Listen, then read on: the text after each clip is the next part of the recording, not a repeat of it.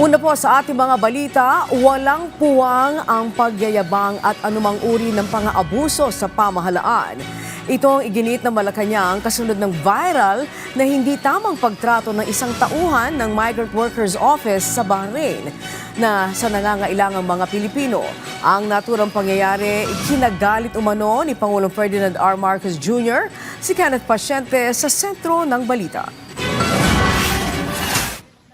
Viral ngayon sa social media ang video na ito, kung saan makikita ang ilang overseas Filipino workers sa labas ng tanggapan ng Migrant Workers Office o MWO sa Bahrain. Hihingi sana ang mga ito ng tulong, pero sinungitan at pinaalis umano sila ng empleyado ng tanggapan na kinilala na si Anthony Alermo. Paliwanag nito, wala na anyang pondo. Pero wala na ho, tapos na po hindi na kayo ma-entertain. Sir, bakit Tapos na po ayuda. Magsumbong na kayo sa magsumbong sa mga gusto nyo pagsumbungan. O, na magsumbong Ang Manila ho ang nagsasabi, walang sige, pondo. walang problema. Sa Manila. Ang bagay na yan, hindi ikinatuwa ni Pangulong Ferdinand R. Marcos Jr. ayon kay Palace Press Officer Attorney Claire Castro. Anya, walang puwang ang pagyayabang at pang-aabuso sa kapangyarihan ng mga empleyado ng gobyerno. Kaya agad anyang ipinag-utos ng Pangulo ang pagsasagawa ng investigasyon. Noong nakita ng Pangulo ang nag-viral na video na nagpapakita kay Alermo sa hindi magandang pagtrato sa mga OFWs, ay agad niyang inutusan si DMW Secretary Hans Leo Kakdak na mag-imbestiga at umaksyon sa naturang insidente. Sa ngayon ay nirecall na si Alermo sa kanyang home office habang nagpapatuloy ang administrative investigation laban sa kanya. Ipinunto pa ng palasyo na malinaw ang direktiba ng Pangulo sa mga kinaukulang ahensya ng gobyerno na dapat asikasuhin ng mga Pilipino sa ibang bansa, lalo na ang mga OFW na naiipit sa kaguluhan sa Middle East.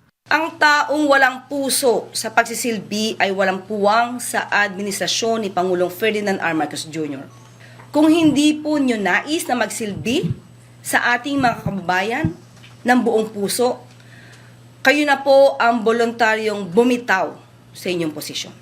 Sa isang programa sa Radyo Pilipinas, sinabi ni DMW Secretary Hans Leo Kakdak na hindi katanggap-tanggap ang ginawa ni Alermo at humingi siya ng paumanhin sa mga OFW.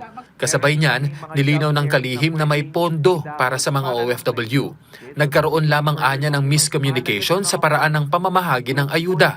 Pondo, Kare, isa pa yan sa pagkakamali. On so many levels, ang dami pagkakamali kahit anong anggulo. Nagpatawag ng financial assistance na hindi dapat sana ginawa, but nagkaroon ng accumulation ng crowd.